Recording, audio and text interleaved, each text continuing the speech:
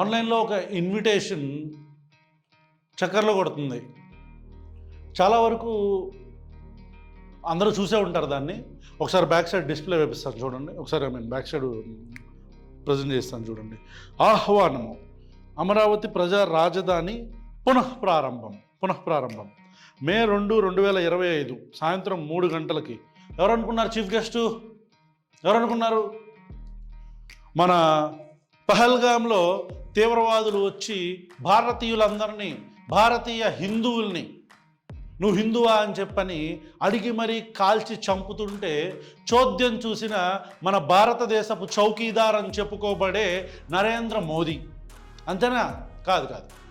2015లో అమరావతి ప్రారంభం అప్పుడు వచ్చి ప్రతి ఇంత మట్టి తీసుకొచ్చి నేను ఇక్కడిది పెడుతున్నాను అని చెప్పని ఆ మట్టి తీసుకొచ్చి పెట్టి ఆ తర్వాత రాష్ట్రం ప్రజల నోట్లల్లో మట్టి కొట్టి నార్త్ ఇండియా మనం కట్టే ట్యాక్సులు తీసుకొని ఉత్తర భారతదేశంలో ఉన్న రాష్ట్రాలకి అప్పనంగా కట్టబెట్టి కన్వెన్షన్ సెంటర్లకు 25,000 కోట్లు ఇచ్చి ఆంధ్రప్రదేశ్ రాజధాని కట్టుకోవటానికి మాత్రం 2,500 కోట్లు మాత్రమే ఇచ్చిన చౌకీదార్ అని చెప్పుకోబడే అలయన్స్లో భారతీయ జనతా పార్టీ తెలుగుదేశం పార్టీతో అప్పట్లో నా అభిమానుడు ఉప ముఖ్యమంత్రి ఇంకా పార్టీ పెట్టినా సరే పోటీ చేయకుండా గెలిచిన అలయన్స్లో అప్పుడు ప్రధానమంత్రిగా వచ్చిన అదే ప్రధానమంత్రి మళ్ళీ నరేంద్ర మోదీ, ఇతను చీఫ్ గెస్ట్ మళ్ళీ పునఃప్రారంభం అప్పుడు.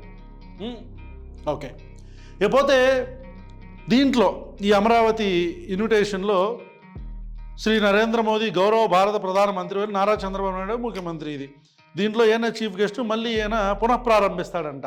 మరి ఈయన ఏం పునఃప్రారంభిస్తాడో, మళ్ళీ ఏమన్నా కొత్తగా ఏమన్నా మళ్ళీ ఇంకో మొన్న కొట్టిన మీ 2014 నుంచి 19 దాకా మీ నోట్లలో కొట్టిన మట్టి సరిపోలేదు, 19 నుంచి 24 దాకా మీ నోట్లలో కొట్టిన మట్టి సరిపోలేదు, ఇప్పుడు 24 నుంచి 29 దాకా మళ్ళీ మీ నోట్లలో మట్టి కొడతాను అని మట్టి కొడతానికి వస్తున్నాడేమో మళ్ళీ నరేంద్ర మోదీ. నాకైతే తెలియదు కానీ నాకు అర్థం కావాల్సిన విషయం ఏంటంటే అక్టోబర్ 2015 రోజు అమరావతి ప్రారంభం అని చెప్పని అమరావతి సిటీని ప్రారంభిస్తానని చెప్పి మట్టి తీసుకొచ్చాడు కదా. ఆ తర్వాత ఏపీ రీఆర్గనైజేషన్ యాక్ట్కి సంబంధించిన ఒక్క హామీని కూడా నెరవేర్చకుండా గిరిజన యూనివర్సిటీని కావచ్చు, పెట్రోలియం యూనివర్సిటీ కావచ్చు, వెనకబడిన జిల్లాలకు బుందేల్ఖండ్ తరహా ప్యాకేజీ కావచ్చు, బడ్జెట్ డెఫిసిట్ మన ఈ రాయలసీమలో డెఫిసిట్గా ఉన్న, అంటే మనకి కొన్ని జిల్లాల్లో ఏంటంటే రెవెన్యూ లోటును భర్తీ చేస్తామని చెప్పటం కావచ్చు. వీటితో పాటు ప్రత్యేక హోదా ద్వారా అయితే నార్త్ ఈస్టర్న్ స్టేట్స్, కశ్మీర్ లాంటి రాష్ట్రాలకి చాలా వరకు ట్యాక్స్ ఎగ్జంప్షన్స్తో పాటు ఇండస్ట్రీస్ వెళ్ళటానికి దోహదపడిందో అలాంటి ప్రత్యేక హోదాని ఆంధ్రప్రదేశ్కి ఇవ్వకుండా చేసిన నరేంద్ర మోదీ 2015 అక్టోబర్ 2015 తారీఖు అక్టోబర్ 2015 అనుకుంటా, అక్టోబర్ 18 ఎప్పుడో అప్పుడు ఓపెన్ చేసిన అమరావతి తర్వాత మళ్ళీ చడి చప్పుడు లేకుండా కూర్చున్న నరేంద్ర మోదీ ఇప్పుడు మళ్ళీ వస్తున్నాడంట.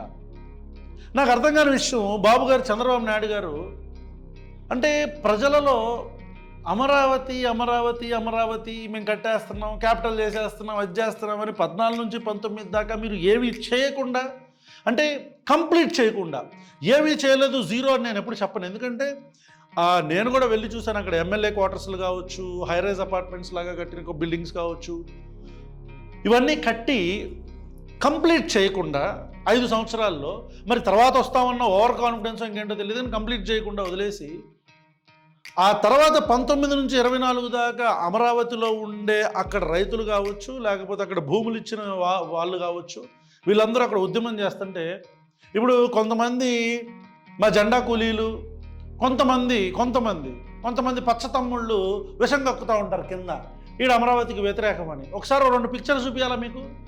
వీడియోలు కూడా ఉంటాయి, బట్ పిక్చర్స్ మాత్రమే చూపిస్తాను, చూడండి.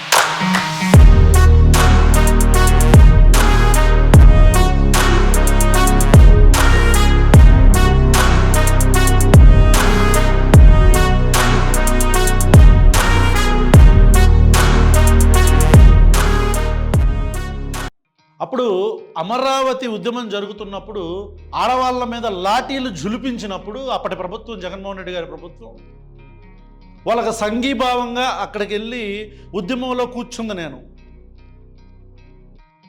అక్కడ వాళ్ళతో మాట్లాడింది నేను. కాబట్టి ఒక రాష్ట్రానికి రాజధాని కావాలి అని అనుకోవటంలో తప్పు లేదు, మేము కూడా దాన్ని ఖచ్చితంగా సపోర్ట్ చేస్తాం. కానీ అదే రకంగా ఊకదంపుడు ఉపన్యాసాలు ప్రజలకి ఒక రకమైన ఎబ్బెట్టుగా ఉంటుంది.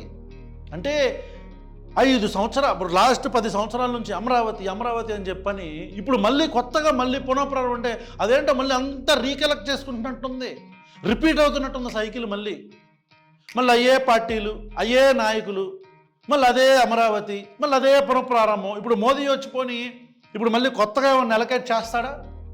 ఇప్పుడు ఆల్రెడీ మొన్న అమరావతికి సంబంధించిన ఒక రైల్వే లైన్ కావచ్చు, లేకపోతే మొన్న సమ్వేర్ అరౌండ్ 10,000 కోట్ల దాకా ఇవ్వటం కావచ్చు, ఇవన్నీ కూడా ఆల్రెడీ కేంద్ర ప్రభుత్వం ఇచ్చింది. అదేదో దులిపిందిలే, ఎంగిలాకుల్లో ఏమంటారు, ఎంగిలాకుల్లో ఇట్లా మెతుకులు దులిపినట్టు దులిపాడులే, కానీ అది వేరే విషయం. ఇట్లా ఇవ్వాల్సిన, అంటే మనకు రావాల్సిన ఇస్తున్నాడులే, కొత్తగా ఏమి ఇవ్వట్లేదు నరేంద్ర మోదీ. కానీ ఇప్పుడు కొత్తగా ఏమన్నా అలొకేట్ చేస్తాడా నరేంద్ర మోదీ? ఒకవేళ అలొకేట్ చేస్తేనే మీరు పిలిచిన దానికి, అతను వచ్చిన దానికి ఒక వాల్యూ ఉంటుంది. అలొకేట్ చేస్తాడని నాకైతే ఎలాంటి నమ్మకం లేదు. గత 10 సంవత్సరాలుగా ఏమో అలొకేషన్, ఇప్పుడు కొత్తగా ఏమి విదిలించేస్తాడు వచ్చి? అదే మనకు ఎన్నికలు జరుగుతున్నాయి అనుకోండి, అప్పుడేస్తాడు వచ్చి. ఎన్నికలు లేవుగా, ఇప్పుడేమిస్తాడు? ఏమి ఇవ్వడు. ఇక్కడికి వచ్చి కూడా మళ్ళీ పహల్గాము అది ఇది అంటాడు, నా అభిమాన్ నటుడిని పిలిచేటట్టు చేతుల మీద కొడతాడు, ఇక మా జెండా కూలేదో లేక ఎలివేషన్లు వేసుకుంటూ ఉంటారు. ఇదేగా. అరే నిజంగా ఇప్పుడు రాష్ట్ర ప్రభుత్వం ఏం చెప్తుంది, 2028 కల్లా అంటే ఎలక్షన్స్కి ఒక సంవత్సరం ముందు కల్లా మేము ఫస్ట్ ఫేజ్ ఆఫ్ అమరావతిని కంప్లీట్ చేస్తామని చెప్తున్నారు. Yes or no? ఎస్.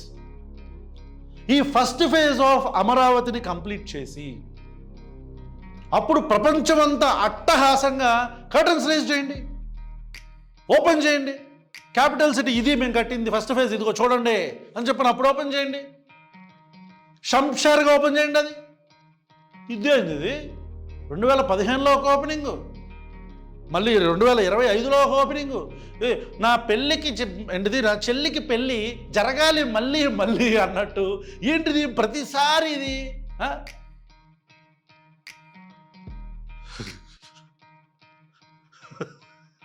తనిఖీలో బర్నీ dialogue, I mean that's a very bad dialogue, but చెప్తున్నాను. అరే దాంతోపాటు ఇప్పుడు మళ్ళీ అంటే నేను అది చూశాను, ఏమంటారు, ల్యాండ్ పూలింగ్ గురించి. ఇప్పుడు అప్పుడు తీసుకున్న 33,000 ఎకరాలు కాకుండా అదనంగా ఇంకొక 10,000 ఎకరాలు తీసుకుందాం, ఒక 5,000 ఎకరాలు తీసుకుందాం, అంటే ఇంకొక 5,000 ఇంకో 10,000 ఎకరాల దాకా తీసుకుందాం అని చెప్పని మళ్ళీ ఏదో ప్రపోజల్ వచ్చింది. దానికి కారణంగా ఇంటర్నేషనల్ ఎయిర్పోర్ట్ కడతాము. ఎక్కడ? అమరావతిలో ఇంటర్నేషనల్ ఎయిర్పోర్ట్ కట్టడానికి మాకు ఇన్ని వేల ఎకరాల భూములు కావాలని చెప్పి మళ్ళీ పూల్ చేస్తాము అని చెప్పని అంటున్నారు. యాక్చువల్గా ల్యాండ్ అక్విజిషన్ చేస్తాము అంటున్నారు, పూలింగ్ కాదు, అక్విజిషన్.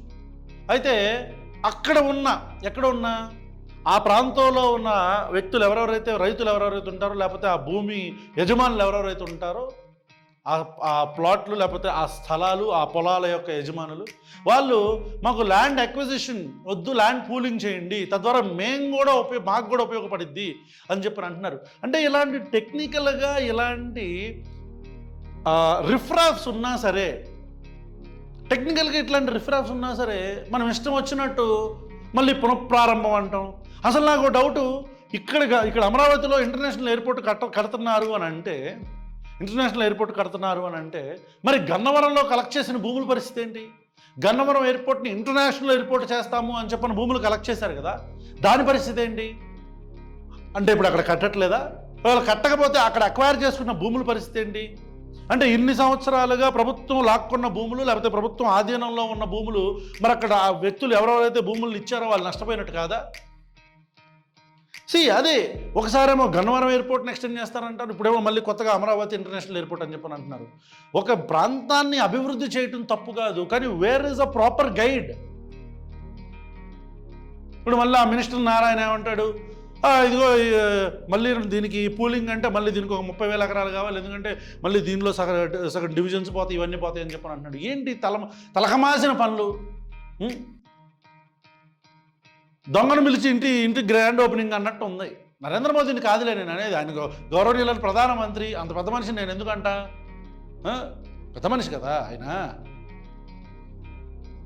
ఇప్పుడు కొత్తగా నరేంద్ర మోదీతో ఏం చెప్పిస్తారో దాని తర్వాత సబ్ పెడతారుగా, 2వ తారీఖు అంట సభ, 2వ తారీఖు అంట. దాని తర్వాత మనం మాట్లాడుకుందాం, సబ్ పెట్టిన తర్వాత మాట్లాడుకుందాం.